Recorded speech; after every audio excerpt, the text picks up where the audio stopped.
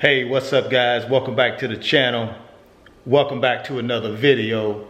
And welcome back to Luxury Watch Sales.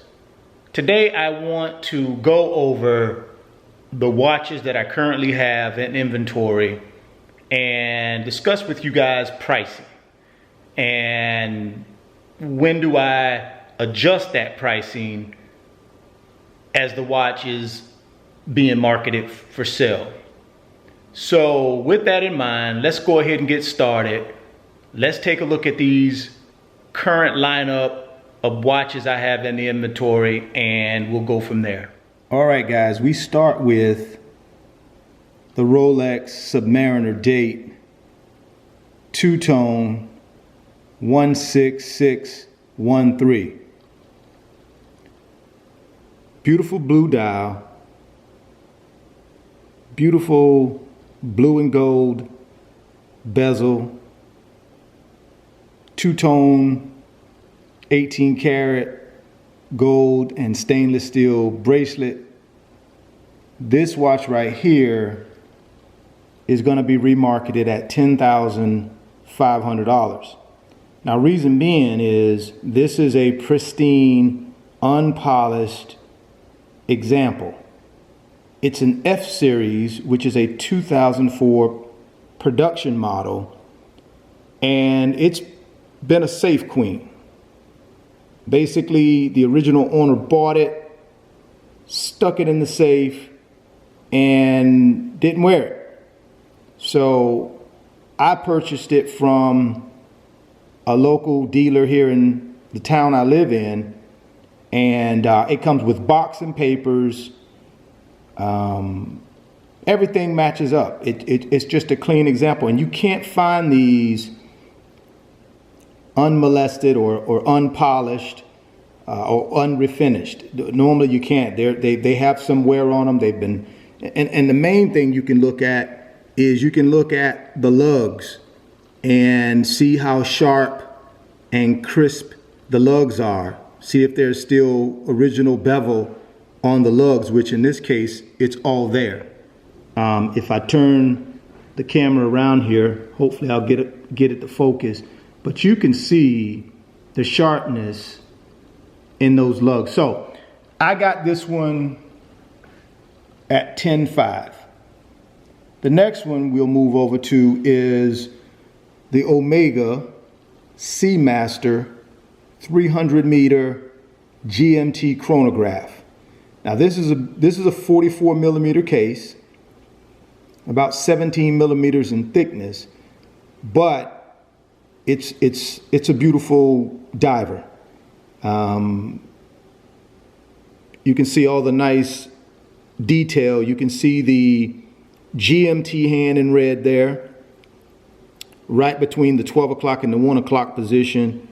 You can also see the 24-hour scale in red, which goes with, obviously that's for the GMT hand to set your second time.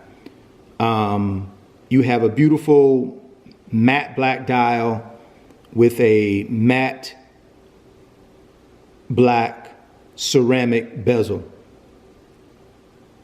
So real nice, and stainless steel throughout. Beautiful chronograph pushers over here. So this one right here is $4,450. I think that's the right price for it.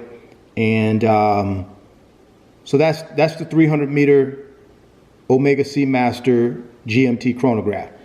Next one we have is the deep black, the Omega Seamaster Planet Ocean GMT deep black. This one I also picked up here local. Sometimes you can run into really good deals here in your local market. So certainly keep your eyes and ears open and get out there and talk to some people. I'm gonna tell you what I do. I go out to these jewelry stores and I go out to these estate stores and these pawn shops, and man, you can come across some really beautiful finds by just popping in from time to time, introducing yourself, telling them kind of what you're looking for, and if they get anything in inventory that matches that, have them call you, tell them you're a cash buyer, and hey, I do that and it's worked out really well. But this particular one here, we're going to list for $6,950. Now, original price on this is $11,900. This watch right here is a like new in the box. I won't call it brand new, but I will say it's like new in the box. It hasn't been worn. Again, it was a situation where someone probably bought this. I'm not sure if they just didn't quite, it was a little bit too big for them, because this one right here is a true 45.5 millimeter case, which it has about 15 to 16 millimeters in thickness. So it's a big watch, and everybody can't pull it off. But I'm remarketing it, like I said, at $6,950, and again, box and papers, the whole 9 yards. Last one we have in the inventory currently is this Drivol Avenue of the Americas Chronograph. Now this one right here, case size is a 44 by 34, so a pretty good case size. It has a tank style case, probably has about 15 to 16 millimeters in thickness. It actually came on a really nice rubber Drivol strap, but I switched it out and put it on a 24 millimeter Hadley Roma brown alligator strap. Now I'm gonna remarket the watch with both straps. That way the new owner can change it up if they like, if they want to go diving, or not really diving, but if they want to go in water or get it wet, they certainly can throw the rubber strap back on. But if they want to go out and, out on the town and have dinner or whatever they decide they want to do, they got a second elegant strap to dress it up a little bit with the Hadley Roma alligator strap. This one here, I'm going to remarket for $1,850. So back to what I was telling you guys, you don't necessarily always have to have them, a crazy expensive watch. I think the Drivol Avenues of the Americas is a really, really, really nice, elegant timepiece with the chronograph function. I believe it has a 28-24 ETA movement. I could be wrong on that, but I believe that's what it is, or a modified 28-24 ETA movement. But nevertheless, it's all Swiss made. Drivol is a manufacturer of fine timepieces, and the company is has a long history of producing really nice timepieces. So guys, there you go. Those are the 4 timepieces I currently have in the luxury watch sales inventory. I've discussed pricing with you guys. The reason I'm pricing them the way I'm pricing them is that's what the market bears.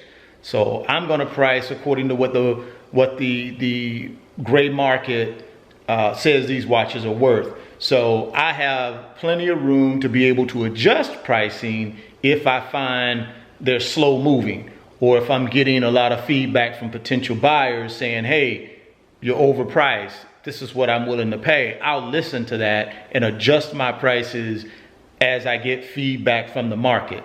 So you always need to build in enough margin to be able to adjust down on pricing if you're priced too high. Now the market says that's where they should be, but sometimes, oftentimes the market can be wrong. I'm one of these folks that if I get a serious buyer and I get a qualified, serious offer, then I'll adjust my pricing and move on, get out of the watch, move on to the next one. So these 4, I believe, will be gone by the end of the month, maybe a week or 2 into February. They should be gone. But I'm gonna be adding an additional watch to the inventory, which will give me 5. Back to my last video I did, I don't carry more than 4 or 5 because at that point, that's manageable. It's still a hobby. I'm still enjoying it. When you get up to 10 or 15 of these watches, in my opinion, or at least in my history, because I've been there before, it becomes a second job and it takes some of the fun. You guys give me some feedback. What do you think? Do you think they're priced appropriate? Do you think I'm pricing them too low? Am I pricing them too high? Give me some feedback. Also, some of the forums that I'm going to be listing them on is going to be RolexForums.com, WatchYouSeek.com, so those are two of the forums I'll be listing these watches on. So if you're on those forums, be on the lookout for them, because that's where they'll be marketed at. So I hope, guys, again, this is helpful. I'm just trying to give you guys some of my steps, how I, bring these watches in, how I figure out what the pricing needs to be, and then boom, send them out there to the world to be remarketed, and hopefully very, very soon find a new home. If it was helpful, guys, give me a thumbs up.